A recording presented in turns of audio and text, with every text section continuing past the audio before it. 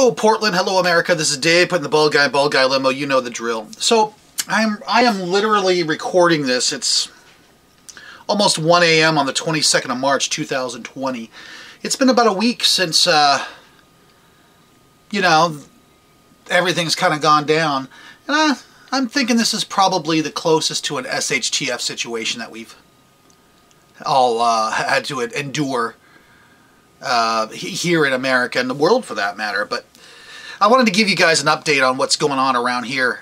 So first of all, before all the you-know-what hit the fan, we had a huge windstorm come in, just huge, and it came in and blew everything around, and it picked up my greenhouse that I recorded in a previous video, blew it across the yard. Even though it was tethered down, it just took it. Everything inside the greenhouse died. All my corn, remember I had that corn? Gone. So today I finally went out and moseyed on out and actually reassembled the greenhouse and put it together. I did notice that my cilantro actually survived. I've heard cilantro is tough, and apparently it is. So I went ahead and replanted some more, and hopefully we'll have some fresh cilantro in the coming months. There's all of that with that. So that's our huge update, because you know we've been basically sequestering ourselves here at home to make sure we don't catch anything. So there's really no other real update other than that. So I want to talk a little bit about what I'm seeing and hearing around on Facebook. So first of all, I did hear a news report on the Associated Press that the hospitals in New York are saying they are expecting the worst of this to hit at the beginning of May. So it's right now getting towards the end of March. We're hitting the back end of March. And everybody on Facebook is like, ooh, why do we have to stay at home? That's not that bad out there. No, it's not that bad out there yet. It's going to get worse. And if you go out in crowds and do stuff and hang out and cough and sneeze around people, this thing's going to explode a lot sooner than they are prepared for. So the hospitals are going to be fuller earlier. So they've already canceled all surgeries that aren't necessary. So unless it's life and death, it's not considered necessary. If you have a heart attack and you need to have a double bypass, that's necessary. If you want to have a little work done on your shoulder, have a shoulder replacement or a hip replacement, they're going to push that back. I know a guy who's having surgery on his legs, and it's skin grafts, the whole 9 yards, and that got pushed back. And you know, he was telling me that sometimes these things kind of hurt on his legs, and they're like, sorry, we don't have a choice because we got to keep these rooms for people with COVID-19. So that's why I listen to all these people on Facebook going, oh, why should I listen to what the government's telling me? The government's trying to keep older people alive. They're trying not to overburden the hospitals. Okay?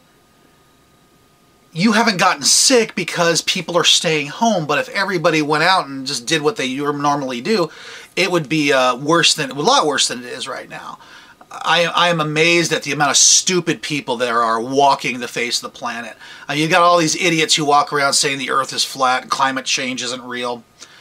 The people who say we don't have to sequester ourselves at home and we should be able to do what we want, yeah, you fall into that category. I'm put you right smack dab in that category. Unbelievable. It's completely unreal. The other thing I wanted to talk about was all these people jumping up and down about people hoarding. So, understand, I bought all my toilet paper when I bought the bulk of my toilet paper when this first hit America. So the first case in America, we actually happened to need toilet paper. So when I was at the store, I just stocked up because I thought it would be a good idea. Stocked up on a number of things because I thought it would be a good idea. And I still have most of that. Today I was at the Dollar Tree and they had some 4-packs for a buck, limit 4. So I went ahead and got 4. because I didn't see any point in not having it. I mean, dude, it's there. Buy it. But the bulk of the complaints are just people buying lots and lots of whatever. Whatever they have, they'll just buy lots of it. I actually don't think that's a bad idea. What the bad idea is the time that you buy it. People should have bought this a long time ago. They should have stocked up a long time ago. They should have a mountain of toilet paper in their bathroom or wherever they keep their toilet paper. They should have it there, and it should have been there months ago, like I did mine, and just sort of leave it there in case this happens. This is why you want to do that. So when people go to the grocery stores and buy all the stuff, you don't have to worry about it because you're already prepared. All right? So the people in these stores, they're not necessarily hoarders. They are people who are just weren't thinking ahead of time. And I listen to people on, I can't find toilet paper. Oh, woe is me. You should have had a big stash of toilet paper. I don't have a big stash, but I have a stash of toilet paper. And if this thing does peak in early May, I'm going to need to get more toilet paper. But it's not dire straits for me right now.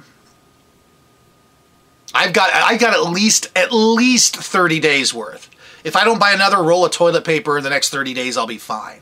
But if I have the money in my pocket and I happen to see that a store has some toilet paper, and I think the price is decent, I'll buy some extra. I'll buy some more. I don't see anything wrong with that. I don't see anything wrong with that. What's stupid are the people not buying toilet paper when they should have bought toilet paper.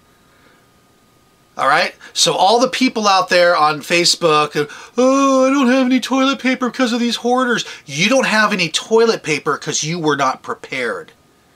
You don't have toilet paper because you would rather spend your money on a Dutch Brothers or Starbucks latte than have an apocalyptic moment, or right now where we have an SHTF situation. We're pretty darn close to an SHTF situation. Some states are like practically shutting down right now. So believe it or not, it's not the people who are buying lots of this stuff who are to blame. They should have done it a long time ago, not now. But actually, it's your own damn fault. You didn't stock up when you should have. You skip your Dutch Brothers, skip your Starbucks, and you can actually afford to buy toilet paper. Seriously. And you know what? I did the same thing with food, too. I got 30 days worth of food sitting here. Because I knew, just in case something would happen, we'd be okay. And we will be okay. So now that I got that off my chest, we are literally just kind of sitting around getting caught up on Netflix. No joke. I think I've seen just about everything on Netflix. The thing about this time of year, as you know, I run, my wife and I own a small business. And we own a small business, and we have a limousine company. And, you know, business wasn't that great before. And this is just throwing business off the pier. Everything's closed, so nobody wants to go anywhere. Well, I mean, why would you go bar hopping when the bars aren't open? You can't go to the casinos because the casinos actually closed for sanitization reasons, and so on and so on. No one's flying. You can ask the airlines. Las Vegas is shut down. Can you believe that? They didn't even do that in 9/11. The casinos were open during 9/11. It's insane. Anyway, I hope all of you take care of yourself. My battery light is blinking at me, so I need to charge this bad boy. So we hope that you're right out. I hope you took care. I hope you got your toilet paper. All right, we'll see you then in baldguylimo.com. Have a good one.